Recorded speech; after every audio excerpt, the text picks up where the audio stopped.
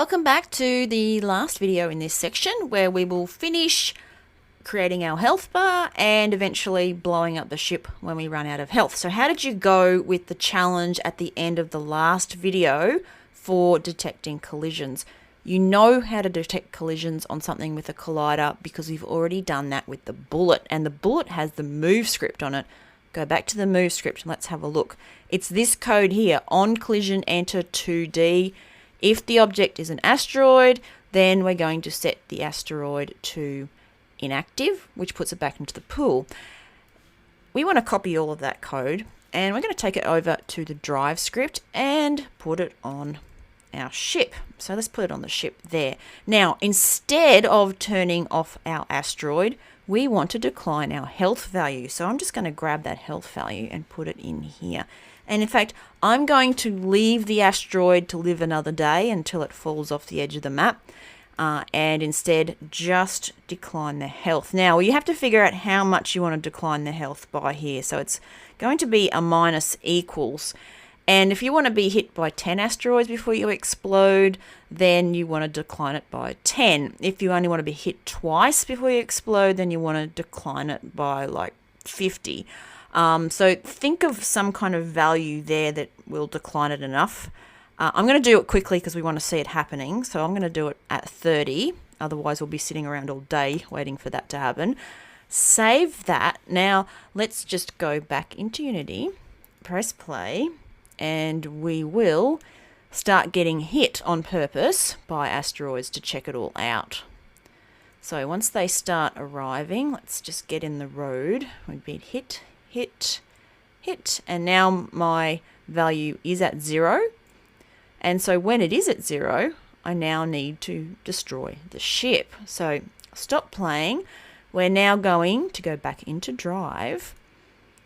And inside of the collision here, as we're reducing the health bar, we could also destroy the ship. So just in here, I'm going to put a destroy after I do mean to test for that value. So if health bar dot value is less than or equal to 0, it means you're dead. Now, you don't want to say equals 0.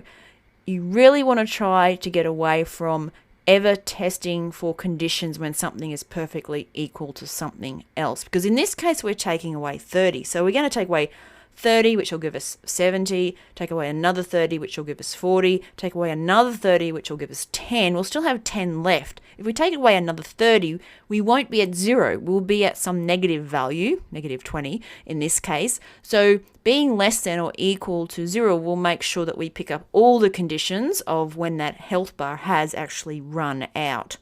So we've done that, and let's go destroy. We wanted to destroy this game object, this .game object.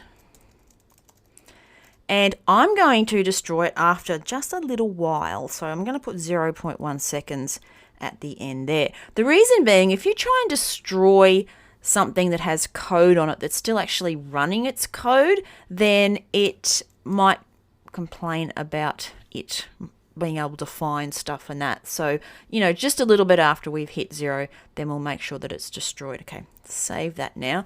Let's go back into Unity. We'll press play. And we'll have another go on purposely destroying our ship. So let's find some asteroids. And hit. Yep, and there we go. Now you can see that the health bar didn't get destroyed. So that's something we need to do in our code as well. So just jump back in here and we'll put some brackets around our code. And then before we destroy the game object, we're going to destroy the slider. The reason I'm doing this is in case I decide to not destroy after a certain amount of time. And this is something to be aware of. It's a bit of a gotcha. Sometimes people destroy their game object that's doing all the work, but you have to remember, once it gets destroyed, any code after this line, if you haven't got a delay, is not going to run, and therefore you might destroy your game object, and then anything else like destroying the health bar is not going to happen because the code will never run. So I'm just going to put this first to demonstrate that it really should happen, but because there's a delay, it won't really matter in this case. So we're going to destroy the health bar, but not the health bar itself. Remember, the health bar is a slider, which is a component on a game object. So we need to get the health bar's game object and get rid of it instead. And I'll just put 0.1f on the end for consistency. Okay, save it. And now let's go back to Unity, press play. Find some more asteroids. Here they come, and just find 3 of them, or 4 in this case we need, and we're destroyed. So we're gone. We now have no more control because our ship is gone. We can't fire any more bullets because that drive script is now gone, and so it's kind of game over. One final little touch is that we probably should add a little bit of a explosion. So I found this free pack in the asset store, FX Explosion Pack. It's really quite good and free, which is even better. And you can download that and import it into your project, and you'll see that there's 10 different explosion effects in there. Now you can use any explosion, or you could make your own, but these have got prefab, so this will just be really easy for us to implement and for you to follow along. Now the one we're after is Explosion 7, which is here. Now it's not that big. I've already tried it out. It needs to be made a bit bigger to fit into the scene a little bit nicer. Now I'll quickly show you how to do that without going through way too many details, but drag and drop your Explosion 7 into the hierarchy and just press play, and you'll get to see what that looks like. So it looks like that. Okay, now I just want to double the size of it. I'm going to drop it down. Inside it is Explosion and then Explosion 5 here, which has a particle system controlling the whole thing. Now, the particle system part that you want to adjust to change the size is not the transform. You need to go down into the particle system properties. You're looking for size over lifetime. Turn that on and then click on it. Then in the size area, you want to drop that down. Now, there's a few options here. Let me just bring that in so you can see the screen a bit better. Curve, random between 2 constants, which is still off your screen, I apologize, and random between 2 curves. We want random between 2 constants. So select that one, and for the size you want to set it to whatever scale. In this case, I just want to scale it up by 2, so I'll use 2 and 2. Now if we press play on this explosion, we'll see that it's twice as big as it was before. Okay, so there it is. Now we want to make sure that we apply that back to our prefab. Apply, and then indeed delete it. Now all we need to do is instantiate it when the ship explodes or dies. So back to our assets, back to our drive script, and up the top we have to pass through our prefab for our explosion. So public game object explosion, like that, and then we need to instantiate it. So let's instantiate it before we do any destroying. So we will instantiate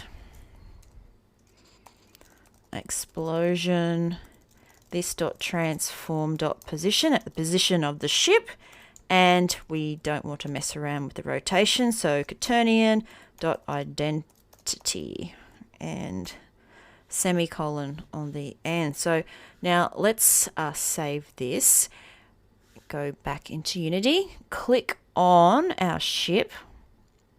Then we need to again find that prefab for the explosion, which is in the prefabs folder, Explosion 7 that was. Drag and drop that across into there, and we should be ready to go and test this out. So let's press play and find ourselves some asteroids to destroy us. We'll purposely try and run into some. And there we go. Done. So now we have our object pooling script, and we have an interesting take on Space Invaders, even though it's just like an asteroid sort of shooting game. And the bullets are controlled by the pool. The asteroids are controlled by the pool. And I've also showed you how to make a really simple health bar, which changes between world coordinates and screen coordinates, and to add in an explosion. So now the world is your oyster with respect to this project. You can add sounds, you can have other explosions for different objects, like when you shoot and hit the asteroid, you could add an explosion on that. And yeah, have fun with it anyway. So now you have object pooling. That code is completely generic and you can use it in all of your projects now when you need to instantiate lots of instances of things, but also have control over how much memory they're taking up.